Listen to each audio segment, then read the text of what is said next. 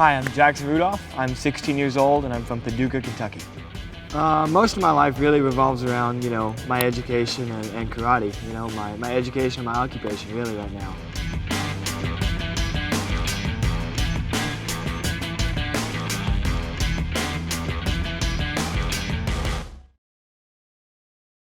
Well, I actually started out doing nunchucks, and then I moved on to kamas, and I actually learned sword all before I learned how to do bow staff. So I did get a little bit of a sampler of all of the four major weapons before, I really stuck with bow staff. My original instructor's wife actually purchased the XMA program from back in the day, and learned how to do bow staff from that. And she basically just kind of out of nowhere said, "Hey Jackson, I'm going to teach you how to do bow." I'm like, all right, cool. But she wouldn't allow me to learn any of the tricks until I had gotten all of my basics down. That was the first thing that I did, and it was all I did for probably the first 6 months to a year that I did bow. It was all just drilling those basics over and over again. Since then, I've just grown to love it, the creativity that you can have with it. If you're in a self-defense situation, what are your chances of looking down and finding a sword laying on the ground? It's very rarely going to happen. But, if you look around, you can probably find a stick somewhere to defend yourself with.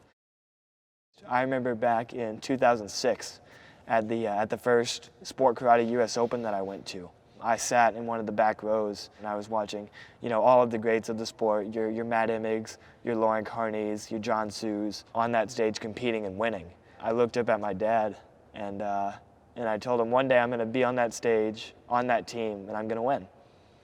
And then 4 years later, I was on that stage and I won my first ISKA title, sponsored by Premier Martial Arts School System. And then 2 years after that, so 6 years after I made my promise to my dad, I won an ISKA US Open title on ESPN2 wearing the Paul Mitchell uniform. For me, it was a goal that I set when I was a little kid, and then 6 years later, the dream had come true.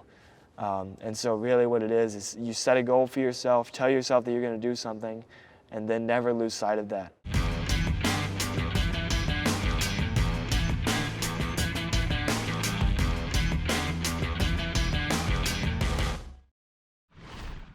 All right, team, now we're going to start talking about our flow and our transitions in doing bow staff. Do you guys ever watch a competitor or someone within your school that has really good tricks and is a very, very talented martial artist, but for some reason when they put a form together, it always seems choppy or out of place? What happened is that they probably don't have a good enough concept of flow and how to keep a continuous motion of the bow throughout each individual movement.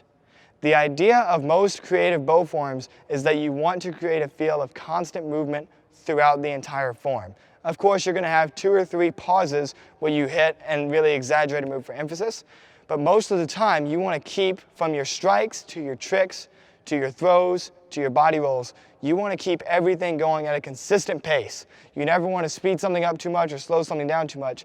Everything needs to be going at the same pace all the way through the form. Now there are a few exceptions with some moves that will change up the pace just a little bit, but overall you want there to be a very consistent flow to what you're doing. One of my secrets as far as transitions go and being able to keep the flow is a little transition technique that I kind of invented. And what it does is, it is basically the glue of all bow staff combos. I use this transition many times in my own form, and it's super simple for you guys to learn. So here's what we're going to do. We're going to start with the bow in our left hand, holding it a little bit below center. You guys notice my hyper logo is right here. I'm holding it down at the bottom of my hyper grip. From here, I'm going to bring the bow down behind my back, okay?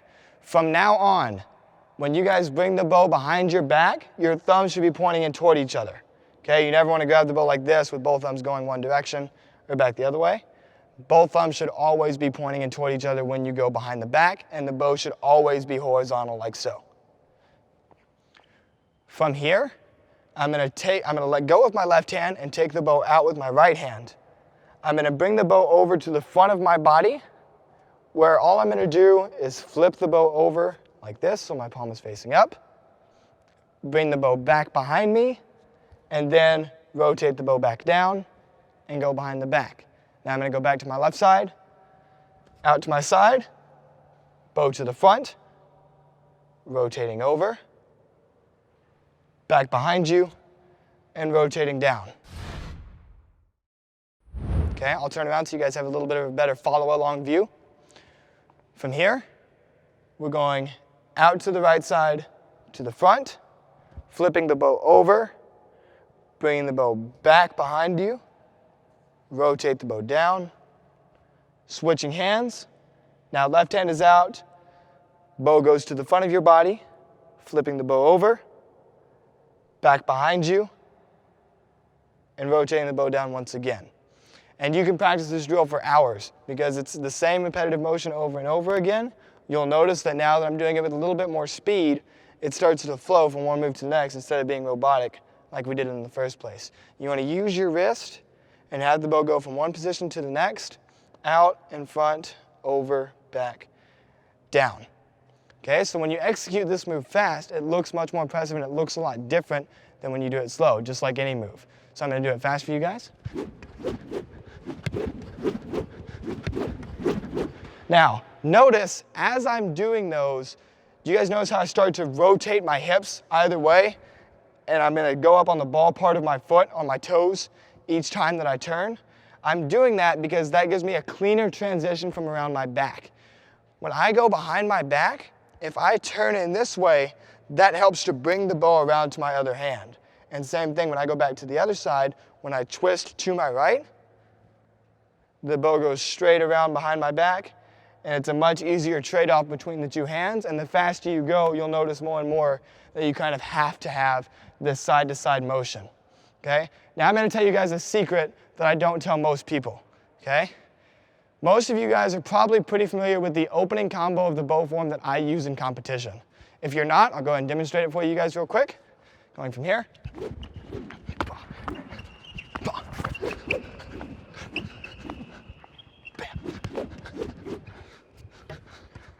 So a very long, drawn-out combo full of tricks, right? What if I told you that I did the same transitional move 4 times in that one combo? You probably would have never noticed that with me just doing it quickly. Watch this. I go from my first release, throwing it in front of me, spin catch. Here, I do a neck roll. Watch this. Out, back behind, and turning down. It's exactly what you guys just did. Then I turn around one more time. I throw and catch behind my head. Up, catch. Watch this. Out, back, and down.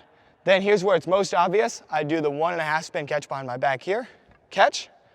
From here, the bow's going out.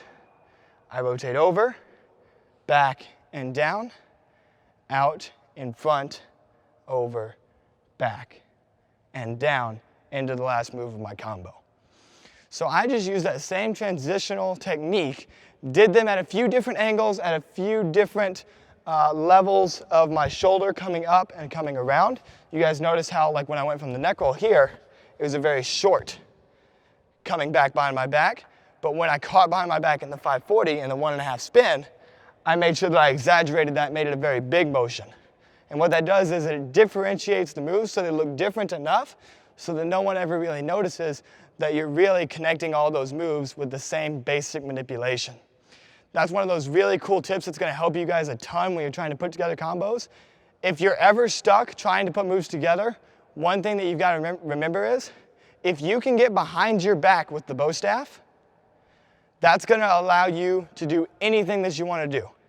If I can get behind my back, I can come up into neck rolls, into body rolls. If I can get behind my back, I can go into releases, behind my back into manipulations, behind my back into strikes.